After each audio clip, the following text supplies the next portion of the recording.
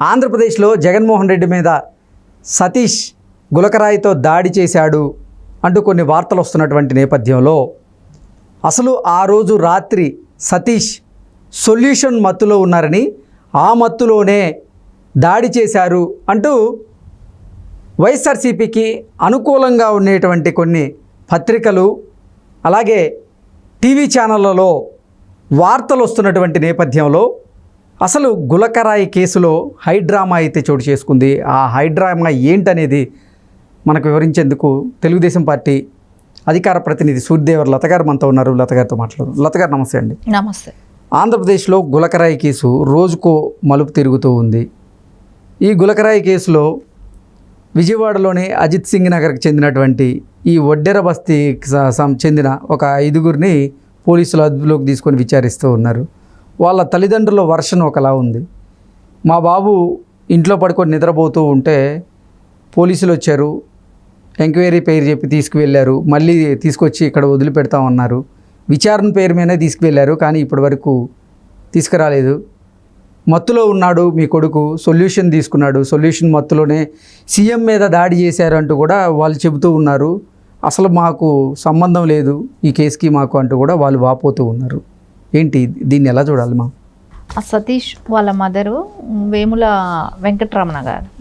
So ఆవిడ చెప్పే version ఎలా ఉందంటే, అసలు మా పిల్లలకి దానికి సంబంధం లేదు.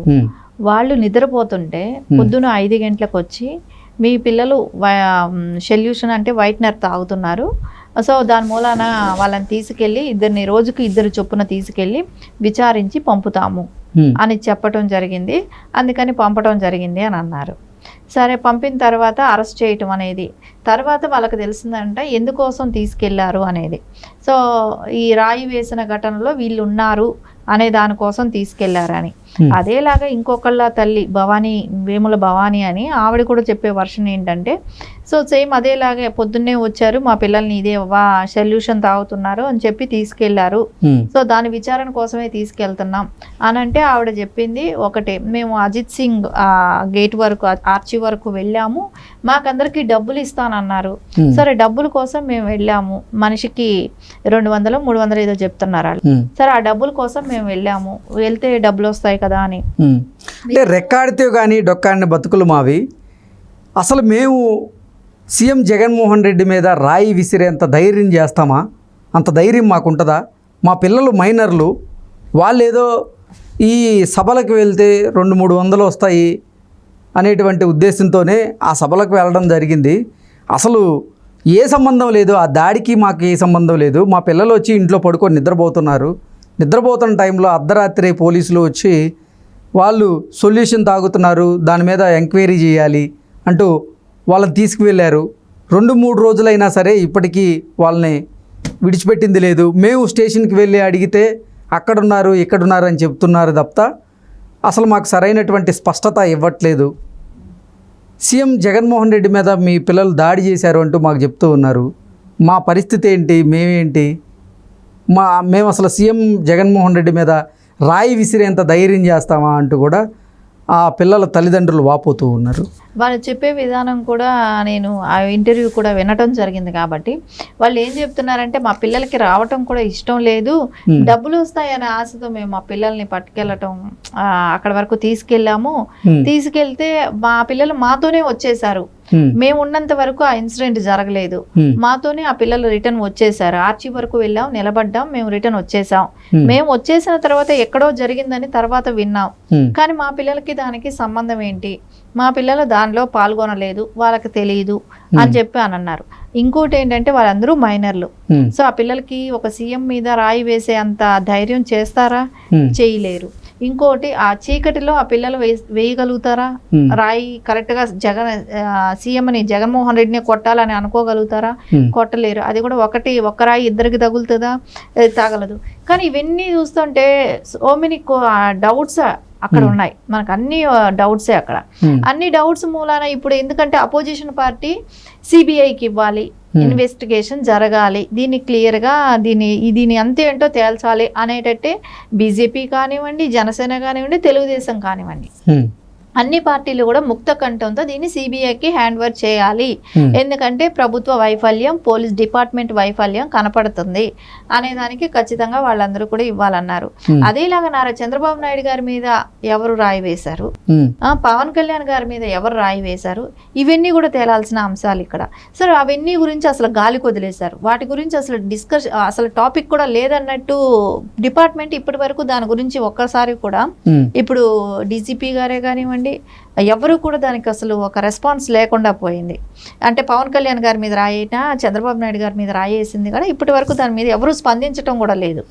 అంటే జగన్మోహన్ రెడ్డి గారికి ఒక్కటే స్పందిస్తున్నారు ఆయనకి జరిగిందని. వీళ్ళంతా సిబిఐ వరకు వెళ్తారేమో అనే ఒక భయంతోనూ, రేపు ఇది ఎలా జరిగింది ఎట్లా జరిగింది అని ఒక ఇన్వెస్టిగేషన్ సిబిఐ అయితే కూపీలా అవుతుంది కాబట్టి ఎవరినో ఒకళ్ళని తీసుకొచ్చి అక్కడ అంటే వాళ్ళు ఏమి చేసుకోలేరు కదా, రోజు కూలీలు కదా, వాళ్ళు రోజు పని చేసుకుంటే కూడా గడవని వాళ్ళు కదా, అలాంటి వాళ్ళని పట్టుకొచ్చి వాళ్ళు ఎవరిని క్వశ్చన్ చేయరు, ఏమీ మాట్లాడలేరనే ఒక దీనితో ఇప్పుడు మనం చూసాం కోడికత్తి సీనే కానివ్వండి, అయేషా కేసులో సీనువా అనే కానివ్వండి, వీళ్ళందరినీ కూడా తీసుకొచ్చి అంటే సీను అయితే కొన్ని సంవత్సరాలు జైల్లో ఉన్నాడు. తర్వాత కేసు జడ్జి గారు కొట్టేశారు, చేయలేదు ఇతను అనేది, బెయిల్ ఇచ్చారు. బెయిల్ ఇవ్వటమే కానివ్వండి, తర్వాత ఇప్పటికీ స్టిల్ రన్నింగ్ లో ఉంది. కొన్ని సంవత్సరాల వరకు కూడా అది 5 సంవత్సరాలు అసలు ఆ కేసులో శ్రీనివాస్ కి బెయిల్ రాకుండా చేశారు. కానీ అది ఇప్పటి వరకు కూడా ఎవరు చేశారనేది కూడా కనిపెట్టలేకపోయారు. అంటే అది దానిలో ఆ రోజుల్లో ఉన్న పొలిటికల్ వాళ్ళ హస్తం ఉంది కాబట్టి దాన్ని అదే సేమ్ ఇప్పుడు అదే లాంటి రొటీన్ ఇదే జరుగుతోంది. అసలు మేము మా ఇంట్లో కూర్చొని ఉన్నాము, అక్కడ వైసీపీ అభ్యర్థిగా పోటీ చేస్తున్నటువంటి ఆ వ్యక్తి అనుచరులు మా దగ్గరికి వచ్చారు, మా వడ్డెర బస్తీకి వచ్చారు. ఇక్కడ జగన్మోహన్ రెడ్డి గారి బస్సు సభ జరగబోతోంది, ఆ సభకు మీరు వస్తే మీకు ఇంత డబ్బులు ఇస్తామంటూ వారు మాకు ఆశ చూపించారు. మేము ఏదో డబ్బులు వస్తామేమో అని కూడా మేము ఆ సభకు వెళ్ళడం జరిగింది, అంతేగాని ఆ సభకి మాకు ఎటువంటి సంబంధం లేదు అంటూ వాళ్ళు చెప్తూ ఉన్నారు. ఇంకొక విషయం, ఇక్కడ అరెస్ట్ చేయడానికి మైనర్స్ ని ఏ రకంగా అరెస్ట్ చేస్తారు? సో వితౌట్ పేరెంట్స్ వాళ్ళని పట్టుకెళ్ళడానికి లేదు, వాళ్ళని కస్టడీలోకి తీసుకోవాలంటే చాలా రకమైన ప్రొసీజర్ అనేది ఉంటుంది. సో అట్లాంటి మైనర్లకు కూడా డబ్బులు ఇచ్చి మీరంటే ఇప్పుడు అంటారు కదా మైనర్స్ని పనిలో పెట్టుకోకూడదు అని చట్టం ఉంది కదా, ఆ సీఎం గారికి తెలియదా? అంటే ఇలాంటి చిన్నపిల్లల్ని తీసుకొని వచ్చి పొలిటికల్గా మీకు జనాల కోసం వీళ్ళందరినీ డబ్బులకి హైర్ చేసుకోవటమే కానివ్వండి, అదేనే కూడా చట్ట వ్యతిరేకమైన పనే కదా. సరే నువ్వు ఎలా పిల్లలకి అక్కడ వచ్చి డబ్బులకి కొనుక్కున్నట్టే వాళ్ళు, సో పని చేయించుకున్నట్టే అక్కడ. సో ఇవి ఎలా చేయగలుగుతారు? ఒక సీఎం చేసే పనేనా అది? అక్కడ లోకల్ అంటే ఒక ఎమ్మెల్యే క్యాండిడేట్ అయినా కూడా సో అది అలాంటివి చేయటం, వాళ్ళ మీద రిటర్న్ కేసు ఇది అంతా. రేపు పొద్దున అది చట్టం పరిధిలోకి వచ్చినప్పుడు రేపు పొద్దున ఎవరైతే వీళ్ళని హైయర్ చేశారో వీళ్ళందరి మీద ఎవరి కోసం అయితే వాళ్ళని తీసుకెళ్లారో వాళ్ళందరి మీద కూడా రేపు పొద్దున కేసు అయ్యే అవకాశం స్పష్టంగా కనపడుతుంది. ఎందుకంటే పిల్లలతో చట్ట వ్యతిరేకమైన పనులే కానివ్వండి, ఇలాంటి హైయర్ చేయటమే కానివ్వండి, వాళ్ళని పనిలో పెట్టుకోకూడదు అనేదే కానివ్వండి, ఇదన్నీ ఒక చట్టం ఉంది కదా, ఈ చట్టాన్ని అతిక్రమించారు కాబట్టి ఖచ్చితంగా రేపు పొద్దున వాళ్ళందరూ కూడా ఈ కేసులకన్నీ ఖచ్చితంగా అటెంప్ట్ చేయాల్సిన అవసరం ఉంటుంది. ఎందుకంటే ఈరోజు పోలీస్ డిపార్ట్మెంట్ అరెస్ట్ చేసింది, కానీ చేసిన దానికి ఎలాంటి అంటే రేపు పిల్లల భవిష్యత్తుకి ఎవరు కారణం? అంటే డబ్బులు ఇచ్చి తీసుకెళ్ళింది అక్కడి వరకు వీళ్ళే, రేపు ఈ రోజు ఆ పిల్లల మీద కేసు పెట్టింది వీళ్ళే. సో పిల్లల్ని హైర్ చేయకూడదు అనేది కూడా గవర్నమెంట్ రూల్ కదా. సో మొత్తం అసలు ఈ కేసులో ఒక డ్రామా నడుస్తుంది అంటారా? ఈ మొత్తానికి ఈ కేసులో ఒక డ్రామా నడుస్తుంది, దాంతో పాటు జగన్మోహన్ రెడ్డి వైఫల్యం కూడా ఇక్కడ కనపడుతుంది, డిపార్ట్మెంట్ వైఫల్యం కనపడుతుంది. ఎప్పుడైతే పిల్లలతో ఇలాంటి పనులు చేయించకూడదు కాబట్టి ఇదంతా పార్టీ పరంగానే కానివ్వండి, డిపార్ట్మెంట్ వైఫల్యమే కానివ్వండి, దీనికి అంతటికీ కారణం మూలకర్త అయిన జగన్మోహన్ రెడ్డి మీద కూడా రేపు పొద్దున దీని గురించి సీరియస్గా యాక్షన్ తీసుకునే అవకాశం